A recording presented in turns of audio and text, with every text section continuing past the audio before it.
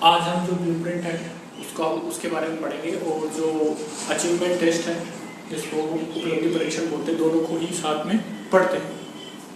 सबसे पहले जो आधार पत्रक है जिसको नील पत्र या ब्लूप्रिंट ये बोलते हैं, फिर आदर्श प्रश्न पत्र निर्माण या निष्पत्ति परीक्षण या फिर उपलब्धि परीक्षण या इकाई जांच पत्र, ये सब इसी से जुड़े हैं। दोनों क्या एक साथ होंगे तो हम दोनों को एक साथ ही पढ़ रहे हैं। सबसे पहले जो ब्लूप्रिंट है, नील पत्र का अर्थ है परिभाषा, meaning and definition of blueprint. देखो आदर्श प्रश्न पत्र का जो निर्माण है वो हम किसके आधार पर करते हैं? आधार पत्र के आधार पर, जिसको ब्लूप्रिंट बोलते हैं। ब्लूप्रिंट के आधार पर हम क्या बनाएंगे? एक अच्छा सा प्रश्न पत्र बनाएंगे जो हमारे जो शिक्षण के उद्देश्य है, ठीक है, उनकी प्राप्ति हमारे द्वारा कितनी हो पाएगी वो हमें बता देगा। फिर देखो नील पत्र या प्रश्न पत्र निर्माण हेतु एक आधारशिला के रूप में कार्य करता है। नील पत्र क्या है? हम कोई सा भी पेपर बनाए, प्रश्न पत्र बनाए, उसके लिए एक आधारशिला के रूप में कार्य करता है, यानी जो मकान की नींव है, ठीक है, उसका वो कार्य करेगा। यहाँ पे क्या है? यहाँ की मकान की नींव है, वो क्या है? आपका ब्लूप्रिंट है। ऊपर आपका क्या है? ये प्रश्न पत्र है, ठीक है। इकाई की संपूर्ण विषय सामग्री का मूल्यांकन करता है, यानी कि आपने जो कुछ पढ़ा है एक यूनिट के अंदर, ठीक है, इकाई जांच पत्र, ठीक है, इकाई की संपूर्ण विषय सामग्री का मूल्यांकन करता है, या आप जो जितना आपने बच्चों को पढ़ाया है एक यूनिट में उसकी वो जांच करता है। सभी उद्देश्यों की प्राप्ति में ये क्या है? सहायक है। जितने भी आपने उद्देश्य निर्धारित किए छात्रों को पढ़ाते वक्त, उन सब की आपकी प्राप्ति में ये सहायता करेगा। फिर प्रश्न पत्र निर्माण से पहले इसका निर्माण किया जाता है और प्रश्न पत्र का आधार पत्रक तैयार कर लिया जाता है। यानी आप अगर प्रश्न पत्र निर्माण कर लो तो उससे पहले आप आधार पत्रक तैयार करोगे, यानी आप पहले ब्लूप्रिंट तैयार करोगे, उसके बाद ये क्या करोगे? प्रश्न पत्र निर्माण करोगे या अचीवमेंट टेस्ट का निर्माण करोगे, जिसकी बुनियाद पर आदर्श प्रश्न पत्र निर्मित होता है। देखो माध्यमिक शिक्षा बोर्ड राजस्थान के अनुसार उद्देश्यों, उप इकाइयों तथा प्रश्न प्रकारों के विभिन्न पक्षों हेतु अंक बार संबंधित किए गए निर्णयों को व्यवहारिक रूप में परिभाषित किया जाता है, इसे आधार पत्रक कहते हैं। यानी ये क्या बोल रहे हैं कि उद्देश्य, उप इकाई और प्रश्न के प्रकार, तीन चीज बोल दी। एक तो उद्देश्य आधार पर, एक उप इकाई के आधार पर और एक प्रश्नों के प्रकार के आधार पर हम क्या करेंगे? अंक बार संबंधित किए गए निर्णय करेंगे, और ये क्या होगा? व्यवहारिक रूप में परिभाषित किया जाता है, वही क्या है? आधार पत्रक। यानी ब्लूप्रिंट में हम क्या करेंगे? प्रश्न पत्र निर्माण कर रहे हैं तो प्रश्न पत्र का निर्माण करेंगे तो हम उद्देश्य का ध्यान रखेंगे, उप इकाइयों का ध्यान रखेंगे और प्रश्नों के प्रकारों का, यानी वस्तुनिष्ठ प्रश्न है, अति लघुत्तम प्रश्न है, लघुत्तम प्रश्न और निम्नतम प्रश्न, इन सब का हम ध्यान रखकर फिर क्या करेंगे? इनको अंक बार देंगे। यानी ये जो उद्देश्य है, ये उद्देश्य कितने नंबर का आएगा, फिर उद्देश्य के अंदर ज्ञान और ज्ञान उपयोग है उनको अलग बांटेंगे। फिर उप इकाइयां, 4 इकाई उप इकाई बना रहे हैं तो 4 उप इकाइयों का अंक विभाजन करेंगे। प्रश्नों के प्रकारों में भी हम अंक विभाजन करेंगे, और ये सब क्या करेंगे? व्यवहारिक रूप में हम लिखित में देंगे। फिर एक बघेला एवं व्यास के अनुसार देखिए, नील पत्रक उस त्रिआयामी चार्ट का नाम है, यानी त्रिआयामी चार्ट है जिसमें अभिकल्प के अनुसार, यानी आपकी कल्पना के अनुसार, यानी आप मन में जो चीज सोच रहे हो उसके अनुसार जो उद्देश्य, विषय वस्तु और प्रश्नों के प्रकार की दृष्टि से उनका अंक बार व संख्या दर्शाई जाती है। यानी ब्लूप्रिंट में आप क्या कर रहे हो? एक चार्ट बनाओगे, चार्ट के अंदर आपकी कल्पना के अनुसार बनाओगे उसको, और उद्देश्य, विषय वस्तु, प्रश्नों को उनको अंक बार और संख्या बताओगे, ठीक है। कुल मिला के ये कहना है कि प्रश्न पत्र बना रहे हो तो उसमें जो उद्देश्य है, विषय वस्तु है, उप इकाइयां हैं और आपके जो प्रश्नों के प्रकार है उनको आप संख्या बताओ कि आप इतनी संख्या में हमारे प्रश्न पत्र में आओगे और इतने अंक के होंगे, ठीक है, और कुछ नहीं। ब्लूप्रिंट है हमारा, ठीक है, उसकी जो सोपान है, कितने चरणों के बाद ये तैयार होता है, क्या क्या कार्य करने पड़ते हैं वो हम देखते हैं। सबसे पहले जो देखिए आदर्श प्रश्न पत्र, यानी या कोई इकाई जांच पत्र का बना रहे हो, यानी दोनों में क्या है? एक चीज है। यानी आप क्या बना रहे हो? या तो आदर्श प्रश्न पत्र बना रहे हो या इकाई जांच पत्र बना रहे हो कि आधार पत्र, इसका क्या कर रहे हो? आप एक आधार पत्र बनाओगे या नील पत्रक बनाओगे। इसको बनाने से पहले ये बनाओगे, ब्लूप्रिंट बनाने के बाद क्या है? एक आदर्श प्रश्न पत्र आप तैयार करते हो, तो इसके चरण क्या है या सोपान क्या है वो हम देखते हैं। इसलिए हमने क्या माने? साल माने, अलग अलग किताबों में अलग अलग बता सकते हैं, कोई 9 मानता है, कोई 10 भी बता देता है, ठीक है। इन्हीं का जो पार्ट्स है इनको अधिक बढ़ा दो तो 11 भी हो जाएंगे, देखे जाए। फिर पहला आपका प्रश्न पत्र डिजाइन का निर्माण करो, देखो प्रिपरेशन ऑफ डिजाइन, ठीक है। इसमें देखो सबसे पहले हम क्या करेंगे, शिक्षण उद्देश्यों का अंकवार लेंगे, यानी शिक्षण उद्देश्य उनको एक तरफ लिखेंगे और उनका अंकवार एक तरफ लिखेंगे, यानी ये शिक्षण जो उद्देश्य है ज्ञान और कौशल, ठीक है, उनका अंकवार हम उनके सामने लिखेंगे। फिर प्रश्नों के प्रकार के आधार पर अंकवार, यानी निम्नांक प्रश्न इतने नंबर का होगा, लघुरात्मक इतने अंक का होगा, अति लघुरात्मक और वस्तुनिष्ठ इतने अंक का होगा। फिर विषय वस्तु प्रकरण अनुसार अंकवार है, विषय वस्तु के अंदर ये प्रकरण है या ये जो टॉपिक है या फिर ये जो पार्ट है इतने नंबर का होगा, वो भी हम बताएंगे। फिर एक प्रश्न पत्र में विकल्पों का प्रावधान करेंगे, यानी जो समग्र है या खंड है या प्रश्न के आधार पर हम विकल्प देंगे, ताकि या तो सात में से एक करो या खंड में, या इस खंड में से इतने करने हैं या फिर दो प्रश्न यदि दोनों में से कोई एक करना। फिर आगे हम जाएंगे आधार पत्रक निर्माण की तरफ। दूसरा है आपका प्रिपरेशन ऑफ ब्लूप्रिंट। इसमें क्या करेंगे, इन सब का हम एक जगह एक सारणी बना देंगे, ठीक है। तो उधर अंकवार भर देंगे और इधर इनका नाम, ये जो सारणी है चारों एक जगह आ जाते हैं। फिर ब्लूप्रिंट पर आधारित प्रश्न पत्र का निर्माण करेंगे। ये जो ब्लूप्रिंट बन गया, इसके आधार पर हम एक प्रश्न पत्र बनाएंगे, पूरा एक परफॉर्मा प्रश्न पत्र का तैयार करेंगे। फिर प्रश्न पत्र का संपादन करेंगे, एडिटिंग ऑफ द पेपर, यानी पेपर बना तो लिया है यहाँ पर, तो उसमें कुछ सुधार करेंगे। यानी प्रश्न पत्र की खंड योजना का निर्माण करेंगे, 3 खंड बनाएंगे, 4 खंड बनाओ, वो आपकी इच्छा पर है। फिर हम आवश्यक जो निर्देश है वो लिखेंगे, प्रश्न की व्यवस्था को सुधारेंगे और अंतिम रूप इसको प्रदान करेंगे। यहाँ पर ये कंप्लीट हो गया, इसके बाद इसमें कोई छेड़छाड़ नहीं करेंगे। फिर प्रश्न पत्र हमारा तैयार हो गया था यहाँ पर, ठीक है, उसका हमने संपादन कर लिया। फिर 5वां है प्रश्नों के उत्तर होंगे, उत्तर भी बताने हैं ताकि अध्यापक से प्रकार से जांच कर सके। तो पूंजी या अंक प्रदान करने की योजना का हम निर्माण करेंगे। ये प्रश्न है इतने नंबर का है, ठीक है, इसको इस प्रकार से जांचा जाए सारा, इसके अंदर हम बताएंगे। कंस्ट्रक्शन ऑफ द स्कोरिंग की एंड मेकिंग स्कीम।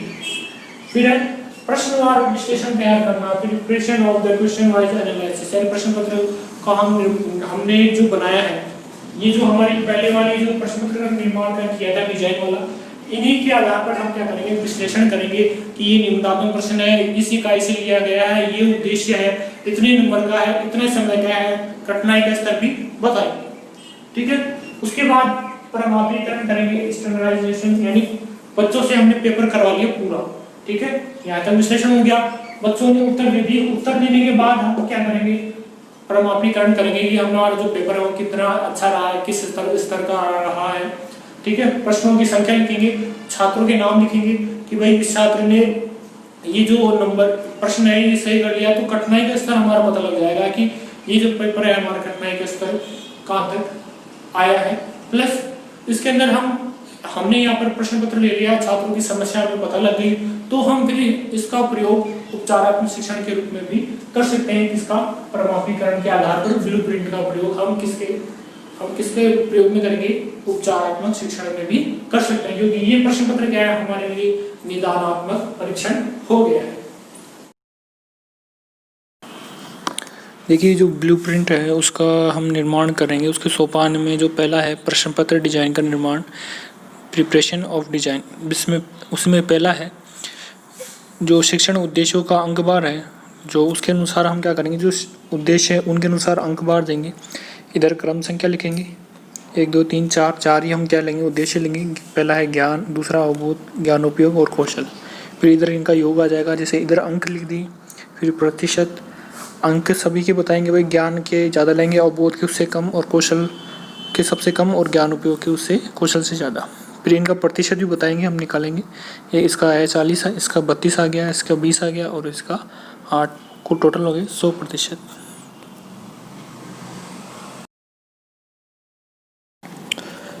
दूसरा है प्रश्नों के प्रकार पर अंक भार का निर्धारण, weightage of the marks of the form of questions. इसमें हम जैसे प्रश्नों के प्रकार के अनुसार अंक भार का निर्धारण करेंगे। इधर क्रम से यह लिखिए, इधर प्रश्नों के प्रकार निम्नात्मक प्रश्न, लघुरात्मक, अति लघुरात्मक, वस्तुनिष्ठ प्रश्न और इनका योग, ठीक है। यानी अंक कितने अंक का होगा निम्नात्मक प्रश्न होगा, तो वो हमने लिए 4 अंक के लिए कुल, ठीक है, यानी 1 प्रश्न हो गया। फिर लघुरात्मक प्रश्न 4 लिए हैं, कुल अंक उनका हो गया 8, ठीक है। अति लघुरात्मक प्रश्न 4 लिए हैं जो 1 नंबर के, टोटल 4 अंक के हो जाएंगे। वस्तुनिष्ठ प्रश्न 1 नंबर के 9 ले लिए। इधर इनका प्रतिशत निकाला है 16, 32, 16, 36 है और इनका योग यहाँ हो गया है। ठीक।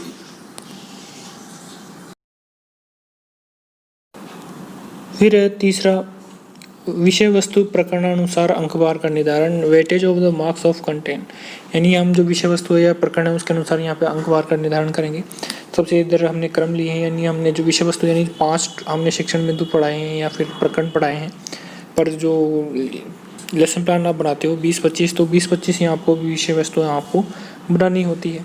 पर आप वहाँ पर क्या करो कि उन सबको चैप्टर्स को यूनिट में बना के 5 यूनिट बना दो उनकी, ठीक है। फिर यहाँ पे आपने अंक लिख दिए, इधर प्रतिशत लिखा दिया, यानी सौर मंडल जो यूनिट है आपने 4 अंक की दे दी, फिर पृथ्वी वाले 5 के, जैव मंडल 7 का और जैविक 4 का और संसाधन 5 का, ठीक है। योग टोटल 25 अंक का पेपर हो गया, 100% कंप्लीट हो गया।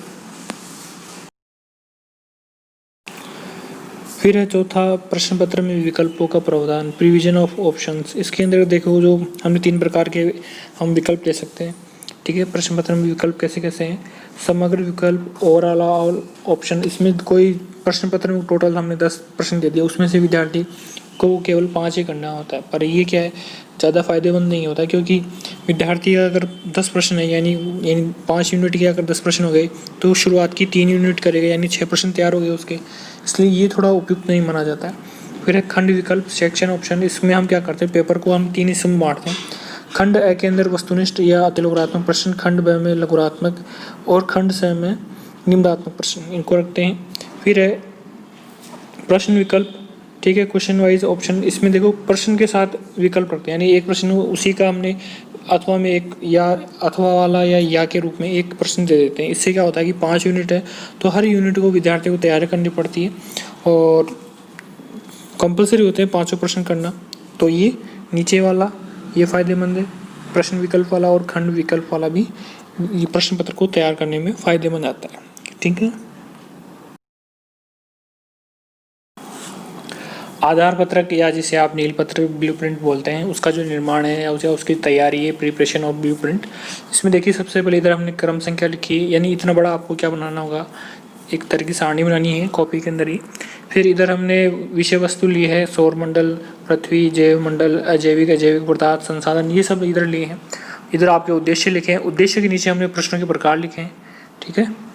निम्नात्मक, लघुरात्मक, अति लघुरात्मक, वस्तुनिष्ठ प्रश्न। जैसे हमने शुरुआत की जो 3 सारणियाँ बनाई है उसके अनुसार ही बना है, और एक जो आंतरिक विकल्प लिया है, ठीक है, यानी प्रश्न विकल्प के रूप में हमने पहले बताया है कि उसको हमने निम्नात्मक रूप प्रश्न के रूप में यहाँ पर दिया है, ठीक है, ये स्टार लगा है। जो कोष्टक के बाहर तो क्या है, अंक है, और फिर उधर क्या है, प्रश्न संख्या है।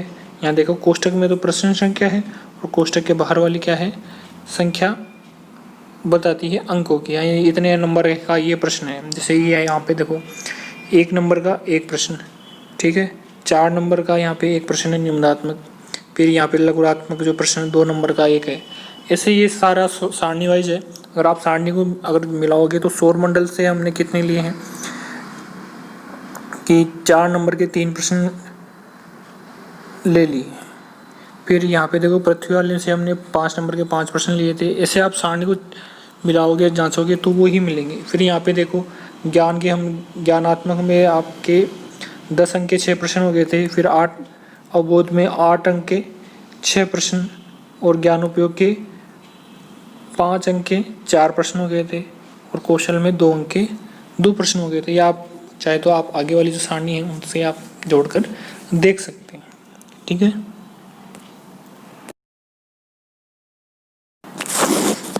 अब है जो तीसरा आपका ब्लूप्रिंट पर आधारित प्रश्न निर्माण, यानी preparation of question based on blueprint.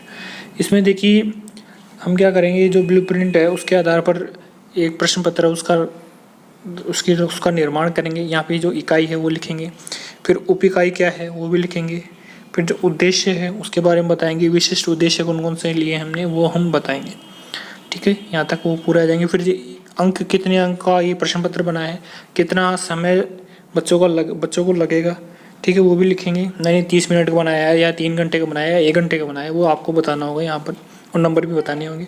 प्रश्न भी आपको यहाँ पर आपको लिखने हैं।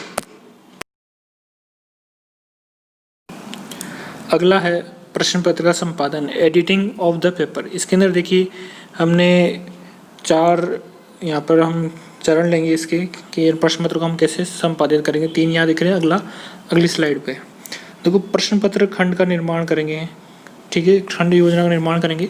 Selection where of the paper, यानी खंड के अनुसार प्रश्नों को रखेंगे। यानी हमने 3 खंड बनाए हैं। पहले खंड में जो आपने लिखे वस्तुनिष्ठ और अतिलघुरात्मक, दूसरे खंड में लघुरात्मक और तीसरे खंड में हम निम्नात्मक को रखेंगे और उनकी संख्या का निर्धारण करेंगे, यानी कितनी संख्या हम इनकी लेंगे। फिर हम निर्देश बताएंगे कि हल करने का क्या तरीका है, विद्यार्थी कैसे लिखित में देंगे या फिर मौखिक जवाब देंगे।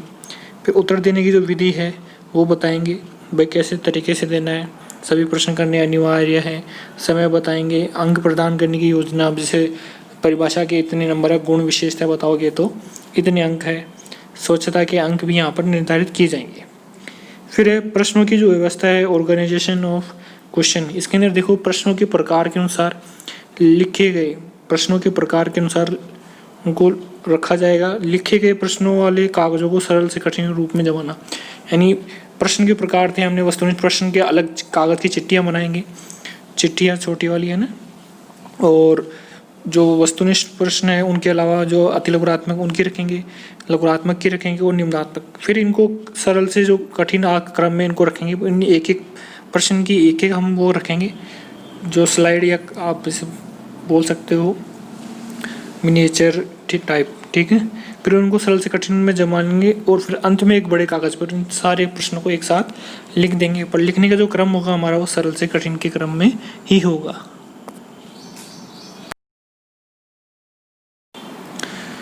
फिर चौथा देखो, प्रश्न पत्र को अंतिम रूप देना, final from the question paper. इसके अंदर जो खंड योजना और निर्देश के अनुसार हम उसको अंतिम रूप देंगे प्रश्न पत्र को, यानी सारे निर्देश इसमें लिख देंगे और खंड योजना को हम पूरी तरह व्यवस्थित कर देंगे।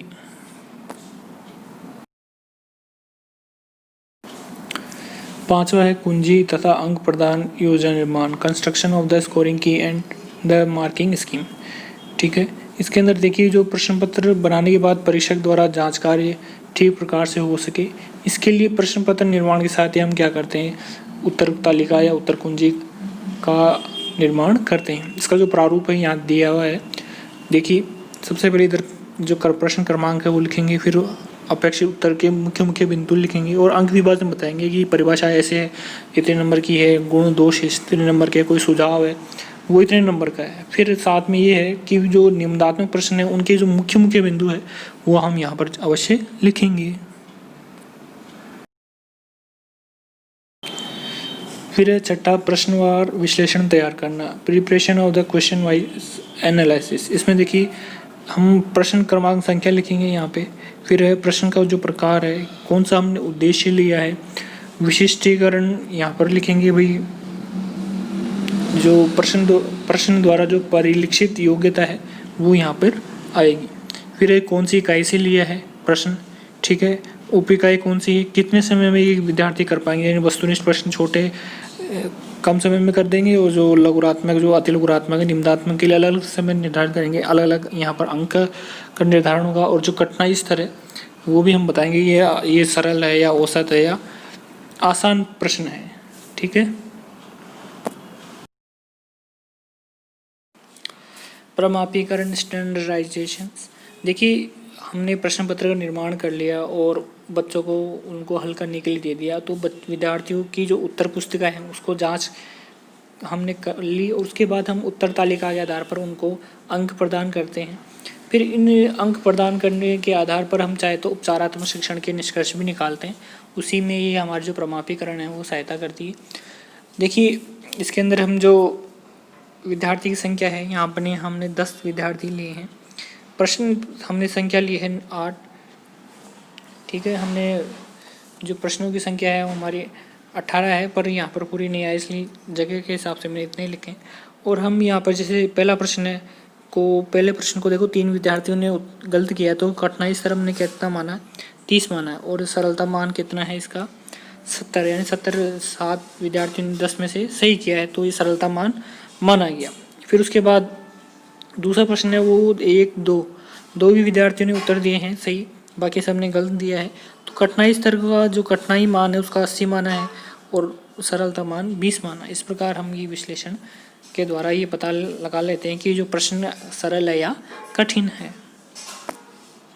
मापीकरण है, स्टैंडर्डाइजिंग है, उसके अंदर हमने देखा है कि जो प्रश्न है हमने 10 लिए, 10 प्रश्नों के अंदर विद्यार्थियों ने 7 के उत्तर दिए हैं, तो 7% जो 7 उत्तर सही दिए, 3 प्रश्नों के उत्तर उन्होंने गलत दिए, तो कठिनाई स्तर 30% माना था और आसान का जो स्तर है, सरल का जो स्तर है 70% माना था।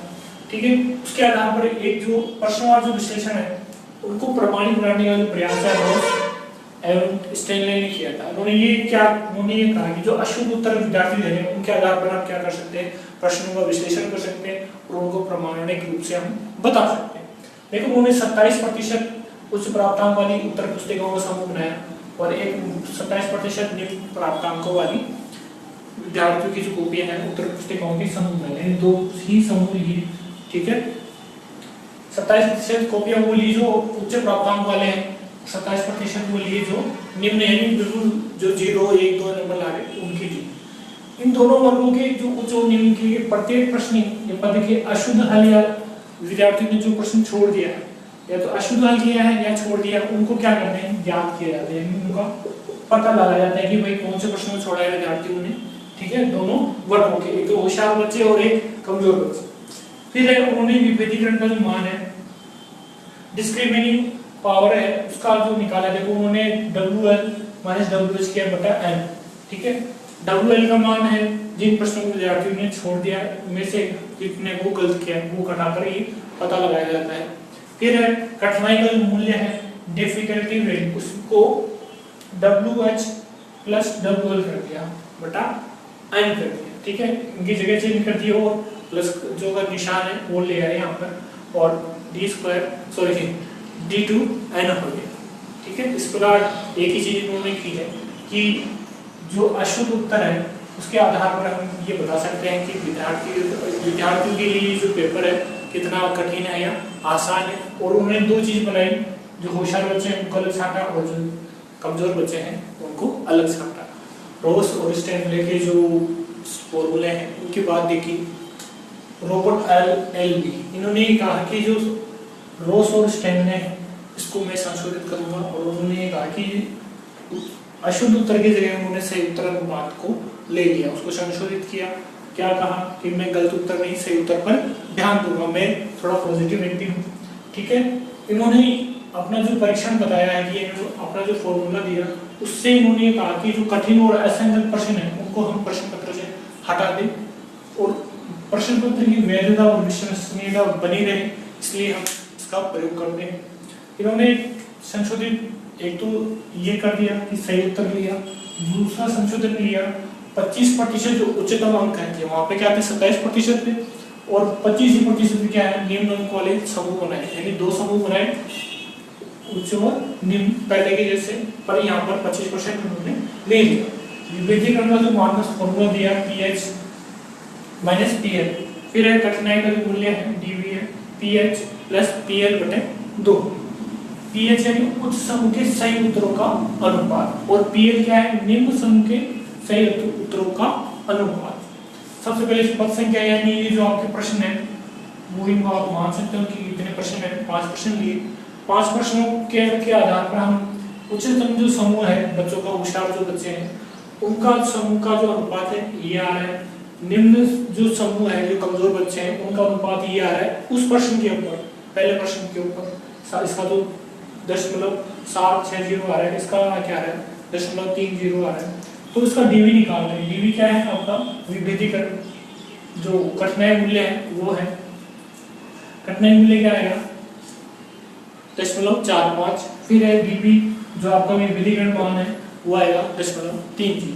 ऐसे सबका मान वो निकाल सकते हैं। एक ही फायदा होता है इसका कि जो कठिन और असंगत प्रश्न है उनको हम हटा दें ताकि हमारा जो रिजल्ट अच्छा जाए और प्रश्न पत्र की वैधता और विश्वसनीयता बनी रहे।